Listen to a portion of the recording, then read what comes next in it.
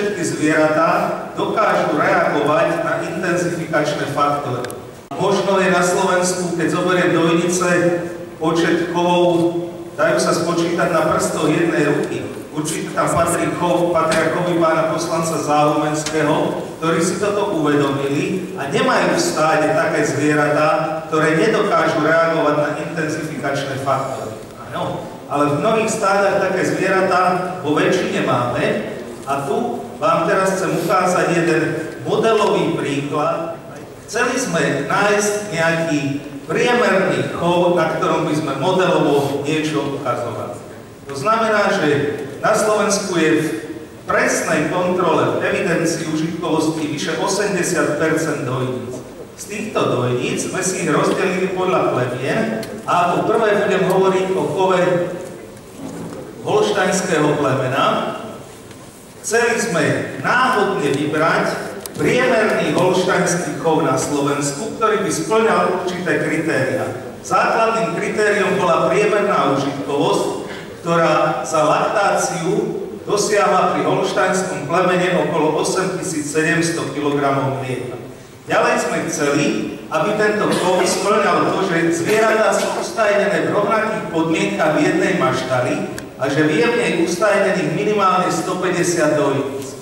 V týchto rovnakých podmienkach sme zistili, že najlepšia dojnica za laktáciu vyprodukovala 12 500 kg mlieka a najhoršia dojnica iba 5100 kg mlieka.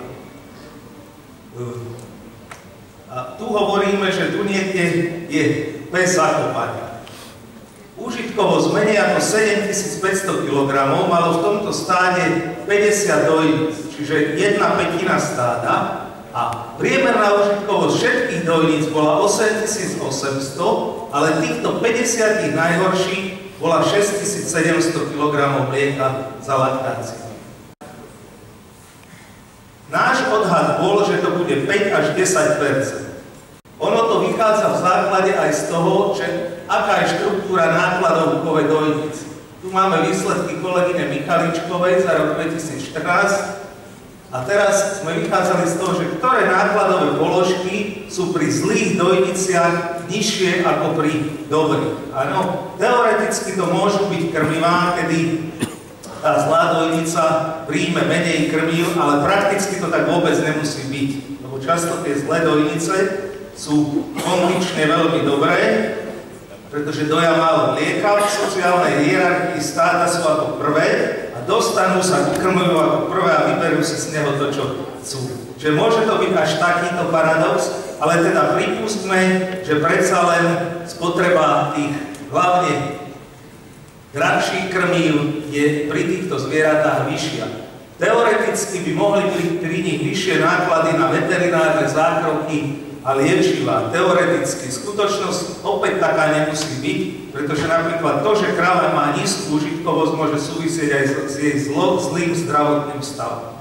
Ale pripustme, že by to tak mohlo byť. Teoreticky môže platiť, že vysokoužitkové zvieratá kratšie vydržia v stádach a teda sú tam pri nich vyššie náklady na odpisy. A môže platiť, že sú dlhšie dojené dojnice. Samozrejme, dojnica, ktorá dá na pôdoj 40 litrov mlieka, je dojená dlhšie ako tá, ktorá dá 10. Čiže nejaká tá elektrická energia pri dojení, ale nie je to veľká položka. Čiže keď to všetko dáme dokopy, tak modelovo stále by sme uvažovali, že nech pripustíme, že náklady na chov nízkoužitkových dojníc v danom tom istom stáde sú o 7% nižšie ako na tých ostatných. A teraz sú tu konkrétne čísla. Priemerné náklady na krmný deň holštajnských dojníc na Slovensku podľa našich výsledkov oscilujú okolo 8 eur. Čiže zoberme, že tie najhoršie dojnice v stáde by mali náklady 7,4 eur. Pri slovenskom strakatom plemene je to na Slovensku priemerné 6,2 eur, pri tých najhorších 5,8. Tak keď by sme prijali, že môže platiť táto hypotéza, tak potom ekonomicky to znamená v tomto konkrétnom podniku asi tieto čísla. Dojnice, tých 20% najhorších dojnic v tomto stáde má laktačnú užitkovosť 6700 kg, čo v prepočte na ročnú užitkovosť, ktorá je ekonomicky dôležitá, závisí to od medziobdobia, môže byť okolo 6200 kg. Náklady na chov týchto dojníc, sme si povedali, že nech sú nižšie o 7%, to je 7,4 eur na krmný deň. Pri ich užitkovosti a cene mlieka 29 centov, ktorú predpokladáme, že by mohla byť priemernou cenou mlieka v roku 2015, a trhovosti mlieka okolo 95%, tak môžeme povedať, že tržby z predaja mlieka týchto zlých dojníc sú 4,6 eur, náklady na ich chov 7,4, že strata z chovu takejto dojnice ročne je 1000 eur. To znamená, že ukazuje sa, že v našich chovoch máme stále zhruba 20 až 30% zvierat, ktoré z dôvodu, že poprvé nemajú požadovaný genofond, po druhé, že boli odchované nie optimálne a po tretie, že v danom období im nie je poskytovaná optimálna starostlivosť a výživa, nie sú schopné reagovať na intenzifikačné faktory zvýšenou produkciou mlieka. A takéto dojnice vytvárajú chovateľovi stratu, vytvárajú ich každý deň, ktorý je chovaná, ročne to je okolo tých 1000 eur a takéto dojnice by sme jednoducho v stádach nemali mať, ale keď ich tam nechceme a chceme si udržať počty zvierat, tak by sme ich mali nahradiť jalovicami, ktoré už spĺňajú predpoklad, to znamená, sú geneticky kvalitné a sú kvalitne odchované. To znamená, že budú schopné reagovať aj na intenzifikačné faktory, ako je napríklad prídavok, ktoré si vymyslím soje do krmnej dávky a podobne. Chovateľ bez akýchkoľvek podpor, ak má náklady 6 eur na krmný deň, by mal denne predať od priemernej dojnice stavu dojnic 20,7 kg mlieka, čo ročne znamená 7555. To je ročná užitkovosť, ktorá by bola potrebná.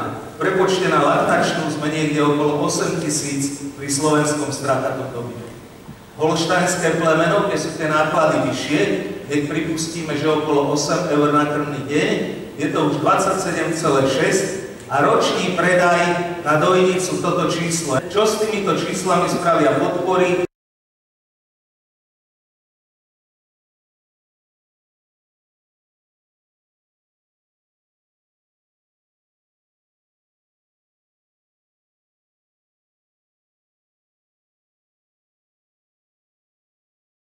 Už nám ten predaj potrebný klesol z 20,7 na 17 a tu z 27,5 na 23. Toto zodpovedá laktačnej užitkovosti slovenského strakatého okolo 6600 a holštajnského okolo 9300. Podobný model sme robili aj pri ovciach, pri plemene zošľachtená valaška v kritériách. Aby užitkovosť bola zhruba na úrovni plemena, samozrejme porovnaní s užitkovosťou v kontrole užitkovosti. Čiže pri tomto plemene bola zhruba 111, myslím, tá užitkovosť, takže sme na priemere, počet báhnic pomerne vysoký, je to jeden chov, čiže to isté stále platí, tá istá paša, tie isté krmivá, tí istí ľudia. Najlepšia báhnica 185 litrov za normovanú dojnú periódu, čiže za 150 dní. Najhoršia báhnica 54. Počet báhnic menej ako 100 litrov 26%. Ich priemerná užitkovosť 85 litrov. No, čiže priemerná užitkovosť stáda 116, štvrtina najhorších 85. Ekonomika, priemerné náklady v chove kombinovaných plemien na Slovensku boli v lani okolo 0,45 eur.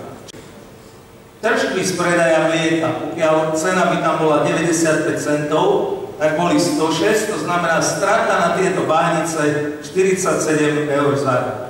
Áno, na báhnice, ktorých užitkovosť je nižšia ako priemer a je zhruba štvrtina v tomto stále.